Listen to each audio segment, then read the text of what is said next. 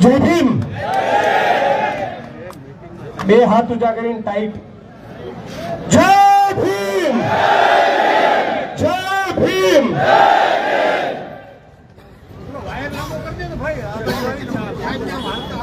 આજે સવારે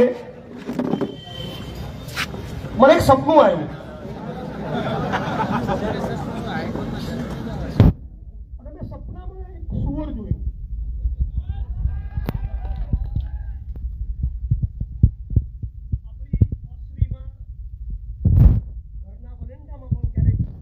કૂતરા બિલાડા આવી જતા હોય. સુવરને જોયું. મેં પૂછ્યું શું નામ હતું? તો કે જગદીશ. જા તોડી લે, આવું બહુ તોડી લે, તોડી લે.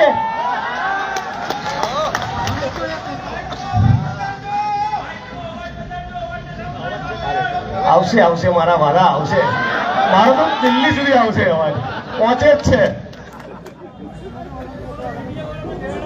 તો સપનામાં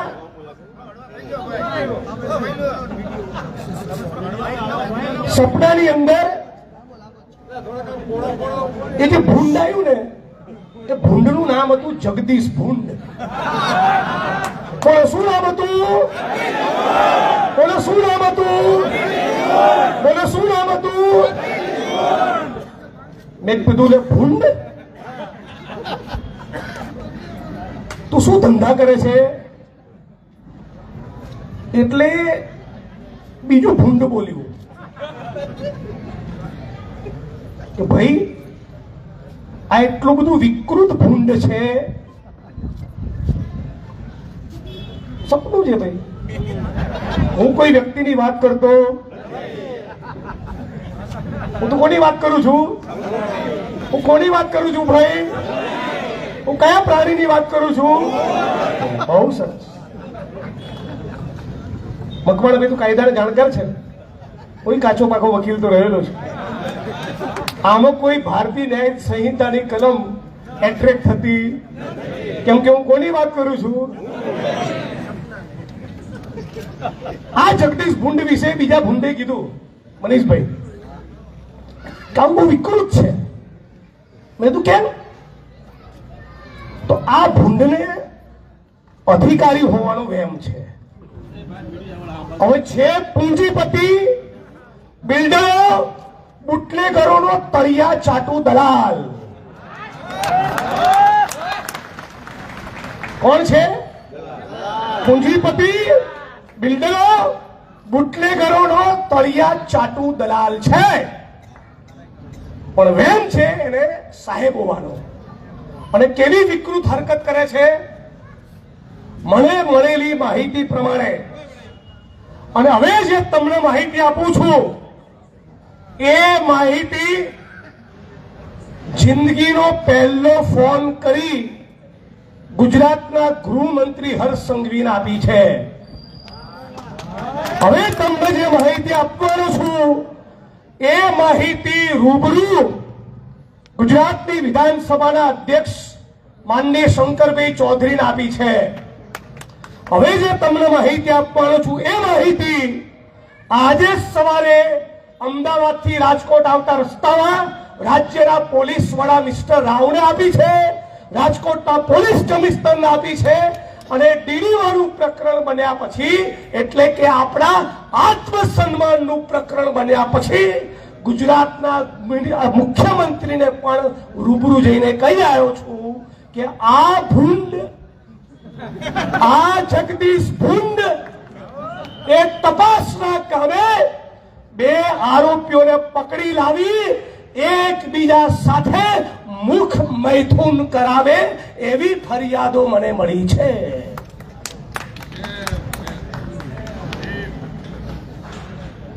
અને ગુજરાતના ગૃહમંત્રી, વિધાનસભાના સ્પીકર અને ગુજરાતના મુખ્યમંત્રીને જ્યારે મેં કહ્યું ત્યારે મેં એવું કહ્યું હતું કે માનનીય હર્ષભાઈ, ત્યારે માનની કીધું હતું, માનનીય હર્ષભાઈ, માનનીય મુખ્યમંત્રી શ્રી, મારા મા બાપ અને મારી 8 વર્ષની અને 3 વર્ષની દીકરી સમાન મારી ભત્રીજીઓની સોગંદ છે, જો હું ખોટું બોલું તો મને રાજકોટમાંથી નનામી આવી માહિતી મળી છે કે ત્યાં એક જગદીશ ભુંડ એ 2 આરોપીઓને એકબીજા સાથે ગુદા મૈથુન પણ કરાવે છે, મુખ મૈથુન કરાવે છે અને ગુસ્સી ટોકના એક આરોપીનો પગ તોડી નાખ્યો અને એક આરોપીની કિડની પણ ફેલ કરી નાખી છે.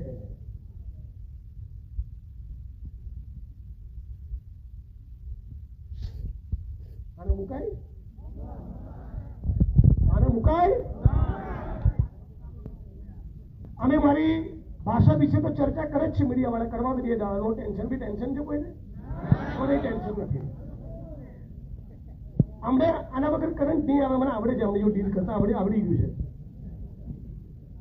આપણે એક જ માંગણી કરવાની છે કે આ જગદીશિયાની સામે ફોજદારી ગુનો દાખલ થવો જોઈએ. ટ્રાન્સફર નહીં, પર્યાપ્ત નથી. ટ્રાન્સફર, સસ્પેન્શન પણ પર્યાપ્ત નથી. એને ફોજદારી ગુનો દાખલ થાય, એના રિમાન્ડ માંગવામાં આવે અને જે જગ્યાએ ચરબી કુદાઈ છે એ જ જગ્યાએ એને રિમાન્ડના કામે લાવવામાં આવે, ત્યારે આ તરડી થશે.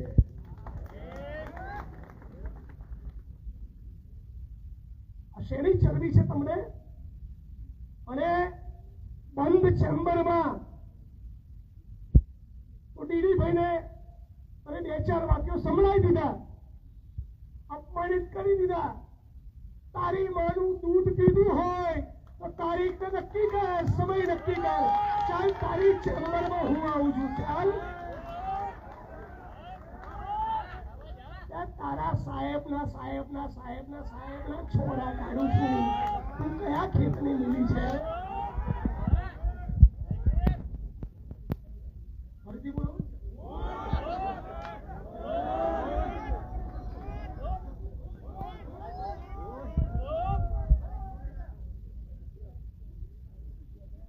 કેવી બળતરા થતી હતી મારાથી આ લોકોને. મને આસામ લઈ ગયા ને, ત્યારે એસપી ને કીધું હતું, નેતા હોય, બીજા પ્રદેશમાંથી આવ્યો હોય તો થોડીક આવ ભગત કરે, અમને તો સાચું ને પાછળ.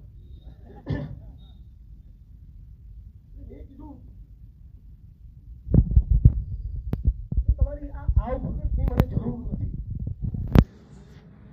કરોડરજ્જુ ખાલી એટલી મજબૂત રાખી હોત ને તો મને ગમત. છેડતીની ફરિયાદ નથી કરવાની. રાષ્ટ્રદ્રોહની કરી હોત, યુએપીએની કલમ લગાડી હોત, તું લાગે કે મારા ટક્કરની તમે કલમ લગાડી, છેડતી નહીં લગાડી. આ લોકોની આ જ ઓકાત છે, આના સિવાય કોઈ ઓકાત નથી. ને બધા નેતાઓને અને ઓફિસરો બહુ કરીબથી જોઈ લીધા, બહુ નજીકથી. આટલું બધી ચરબી, આટલો બધો ફાટવા એ જનતા ઉપર કરે છે, લડનારા માણસો ઉપર આટલો પાવર કરે છે. તમે જોયો કોઈને કે કોઈ ઉદ્યોગપતિને જેલના સળિયા પાછળ મોકલ્યો? ચાલ તારા બહુ પાણી તો કરે ને કર. રાજકોટ શહેરના કોઈ ટોપના કલુ ભગત, જમીન માફિયા, બિલ્ડરની અંદર નાખ તો ખબર પડે.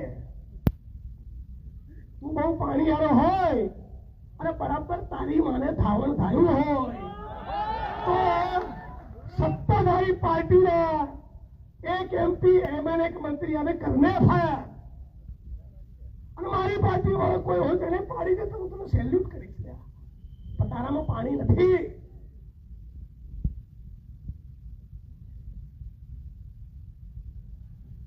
ક્રાઇમ બ્રાન્ચના લોકઅપની અંદર લોકોને ઉલટા લટકાવી ગુપ્તાંગો પર કરંટ આપવા બહુ સહેલા છે, પણ આ દેશની માટી સાથે ગદ્દારી કરનારા મોટા પૂંજીપતિ, બિલ્ડરો, ઉદ્યોગપતિઓ અને નેતાઓને એક દિવસ માટે પણ જેલનો આંટો ખવડાવો તો ખબર પડે કે કેટલા વિશે સોળ થાય અને તો ખબર પડે કે આના આઈએએસ આઈપીએસ કહેવાય.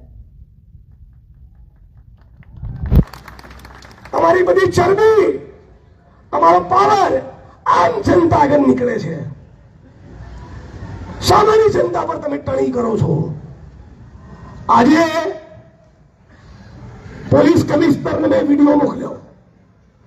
મેં અને ડીડી સોલંકી અને બીજા મિત્રો નરેશભાઈ સાગઠિયા વગેરે આજે રાજકોટ સિવિલની મુલાકાતે ગયા. કોળી પટેલ સમાજનો એક પત્રકાર, શું નામ? સુરેશભાઈ. સુરેશ. કોળી પટેલ સમાજના પત્રકાર સુરેશભાઈ, એમનો વિડીયો લીધો છે મેં. અને એમણે શું કીધું?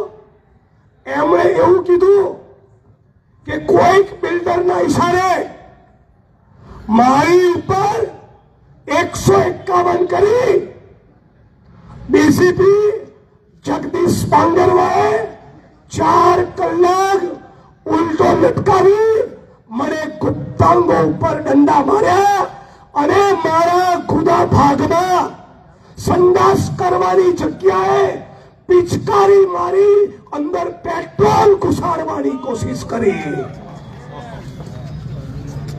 આનો પટ્ટો સદા સદા કાળ માટે ઉતરી જવો જોઈએ, સદા કાળ માટે.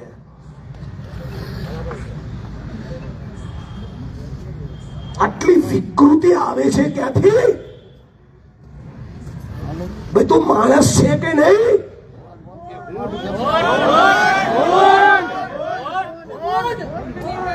અને માનનીય મુખ્યમંત્રીને, માનનીય ગૃહમંત્રીને, રાજ્યના પોલીસ વડાને અને રાજકોટ શહેરના કમિશનરને આ જ શબ્દોમાં મેં કીધું છે. બધાને વિડીયો પર ફોરવર્ડ કર્યો કે જુઓ, આ અમારો બહુજન, કોળી પટેલ સમાજનો દીકરો, કોળી પટેલ સમાજનો પત્રકાર તમારા ડીસીપી ના કેવા આતંકનો ભોગ બન્યો છે કે એના ગુદા માર્ગમાં પેટ્રોલ ભરવાની કોશિશ કરી. નાલાયકો સાલાઓ મરી જાઓ. ખૂનની પેદાશ.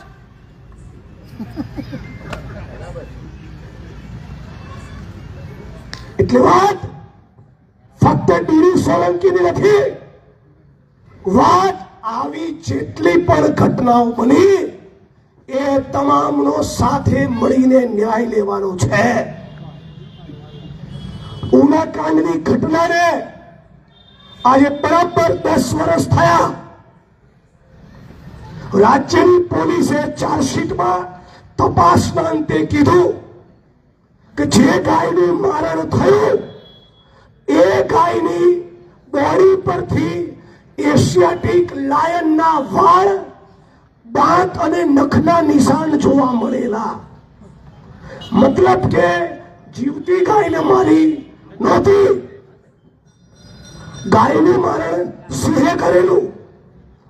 અને વસરામભાઈ, રમેશભાઈ, એમના પિતા બાલુ કાકા અને તમામે તમામ ભોગ બનનારા લોકોએ જેટલા પણ આરોપી હતા બધાની સામે જડબે સલાક જુબાની આપી. અને છતાં 42 માંથી 5 ને સજા અને બાકીના 36 ને છોડી દીધા. તો આપણે પીડિત પરિવારો વતી હાઈકોર્ટમાં જવાના, પણ માગણી સરકારની સમક્ષ એ મૂકવી છે. અને એ માગણી બરાબર આટલા વાગે ગઈકાલે સ્ટેટ મોનિટરિંગની મીટિંગ હતી માનનીય મુખ્યમંત્રીની અધ્યક્ષતામાં. ત્યાં બધાની વચ્ચે મેં કીધું છે કે તમે અપીલમાં જાઓ. સરકાર આ ચુકાદાને હાઈકોર્ટમાં પડકારે, અમે તો પડકારીશું જ. અને ગુજરાત હાઈકોર્ટના જે બેસ્ટ ક્રિમિનલ લોયર હોય એ પીડિત પરિવારો માટે તમે હાયર કરો અને રાજ્યની સરકાર એની ફી ચૂકવે. અને 1 વર્ષની અંદર થાનગઢ દલિત હત્યાકાંડનો કેસની ટ્રાયલ પણ પૂરી થવી જોઈએ. લાંબુ નથી કહેતો, એક જ વાત કહું છું. હું ધારાસભ્ય બન્યો એ દિવસે જ ભૂલી ગયો તો ધારાસભ્ય છું. એ દિવસે જ હું આજીવન આંદોલનકારી છું. આજીવન. અને બહુ દુઃખ સાથે કહેવું પડે છે કે અનામતની સીટ પરથી ચૂંટાયેલા બીજા ધારાસભ્યોના મત વિસ્તારમાં જઈને મારે એફઆઈઆર કરાવવી પડે છે. એમની વિધાનસભાઓમાં. એટલે આમને પણ જરા ટંટોળો. દરેક રાજકીય પક્ષ વાળાને મારી પાર્ટી વાળા હોય તો લપેટો. નો ટેન્શન. જાહેરમાં બોલું છું. જી નો ટેન્શન. પણ નક્કી કરો કે ડીડી સોલંકી સાથે અને રાજકોટના સૌરાષ્ટ્રના દલિત અગ્રણીઓ, યુવાનો, કર્મશીલો સાથે જે બદતમીજી આ પાંગરવાએ કરી એની ઉપર એફઆઈઆર ના થાય ત્યાં સુધી એને મૂકવાનો થતો નથી. અને એના માટે મારી વાણીની વિરામ આપતા પહેલા મારો પ્રસ્તાવ, હું 14મી એપ્રિલ ઉજવવાના શોખ છે, આવું જેણે કીધું એને પરચો 14મી એપ્રિલે જ પૂરવો જોઈએ. તો આખું સૌરાષ્ટ્ર, અમદાવાદના મનીષભાઈ આપણા કાર્યક્રમ કેન્સલ. આખું સૌરાષ્ટ્ર સવારે 10:30 સુધી ઉજવણી કરી, સેલિબ્રેશન કરી, પુષ્પમાળા બાબા સાહેબને પહેરાવીને પહોંચો 4ના ટકોરે રાજકોટ પોલીસ કમિશનરની કચેરીએ. અને એક જ માંગણી કા પાંગરવું જેલ ભેગું થવું જોઈએ. આને જેલમાં નાખવાથી ઓછું કઈ ખપે નહીં. બીજી તો મારી સમક્ષ નાની ફરિયાદો થઈ છે, પણ કોઈ પટેલ સમાજના આપણા ભાઈએ મને પોતે આજે રાજકોટની સિવિલના હોસ્પિટલના બિછાનેથી કીધું કે જિગ્નેશભાઈ, મારો પગ તોડી નાખ્યો, મારા ગુપ્તાંગમાં દંડા માર્યા અને મારા ગુદા માર્ગમાં પેટ્રોલ ઘુસાડવાની 2 વખત કોશિશ કરી છે. આ માણસને ના છોડાય. આ માણસને ના છોડાય. જો આ માણસમાં આપણે માનતા હોઈએ તો, જો સંવિધાનમાં માનતા હોઈએ તો આપણા બધાનું કર્તવ્ય છે આવા એક માણસને એની ચરબી ઉતારશો તો મારો અનુભવ એવી કે છે બીજા 10 લાઈન ઉપર આવી જશે. બરાબર. અને છેલ્લે એક જ વસ્તુ કહું કે વર્ષે આપણે 50 મુદ્દા પર ના લડો. આપણી શક્તિ, આપણી મર્યાદા આપણે બધા જાણીએ છીએ. 5 મુદ્દે લડીએ પણ તોડી નાખીએ એમને. 5 મુદ્દે લડીએ પણ એમાં રિઝલ્ટ લાવો. આજે પણ ગુજરાતમાં દલિતોની માલિકીની, દલિતોને ફાળવેલી 20,000 એકર જમીનમાં બીજા ઘૂસેલા છે. આપણે વાત કરીએ છીએ સત્તા પ્રાપ્તિની, કરવો જ છે એનો સંઘર્ષ સત્તા પ્રાપ્તિનો. એ થાય ત્યારે થાય, પણ આ 20,000 એકરના કબજા લેવાના કે નહીં, એની બજાર કિંમત 10,000, 5-10,000 કરોડ થાય. એટલે આશા રાખીએ છીએ કે 14મી એપ્રિલ બધા જળબે સલાક કરીએ. હું એક દિવસ પહેલા આવી જઈશ. આખા સૌરાષ્ટ્રમાં તાલુકે ગામે ગામ મેસેજ આપો. અને મહીસાગરમાં કલેક્ટર નેહા કુમારી દુબે આદિવાસી દલિતો એટ્રોસિટીના કેસ ખાલી બ્લેકમેલિંગ માટે કરે છે. 22 દિવસ હું ત્યાં પડ્યો રહ્યો હતો. 22 દિવસ. કલેક્ટર પદ ગયું, સાયન્સ ટેકનોલોજીમાં મૂકી દીધા છે બેનને. મંજીરા વગાડે છે. આ ભાઈ માટે 22 દાડાના બદલે 32 દાડા આવવું પડશે. તો અમે રાજકોટ વાસીઓ તમે જાણો જ છો, અગ્નિકાંડના પીડિતો માટે 28 દિવસ હતો જ અને ગરમી મને લાગતી નથી. બોલાવો તમે તારા એપ્રિલ ને મે ના મહિનામાં આવીશ, પણ આને છોડવાનો થતો નથી. મિત્રો वीडियो उनको पहुंचवा देना. મિત્રો છે જ બાજુમાં. કાલે બધા પત્રકારોને દેવદાનથી બોલાવી 1.5 કલાક નાસ્તો કરાયો છે કે જિગ્નેશભાઈને કવર કરવા ના જતા. અલ્યા છૂછા, હું કેરળમાં જઈને પ્રેસ કોન્ફરન્સ કરું તોય કવર થાય છે, કાશ્મીરમાં કરું તોય કવર થાય છે, અને દિલ્હીની પ્રેસ કોન્ફરન્સ હજી બાકી છે. જોઉં છું કોણ નથી લખતું. જય ભીમ. અને દીદીભાઈ, આ તમારો પ્રશ્ન છે જ નહીં, હવે આ આપણો પ્રશ્ન છે.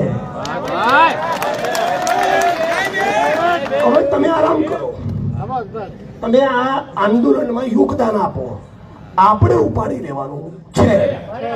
એ જ પ્રમાણે કોળી પટેલ સમાજને પણ આખા સૌરાષ્ટ્રના દલિતો વચન આપીએ છીએ કે તમે પણ ફૂંફાળો મારો, અમે પણ ફૂંફાળો મારીએ, અને બે ભેગા થઈને આ બાંગરવાની સામે ફોજદારી ગુનો દાખલ કરાવીએ. જય ભીમ, જય ભારત, જય સંવિધાન.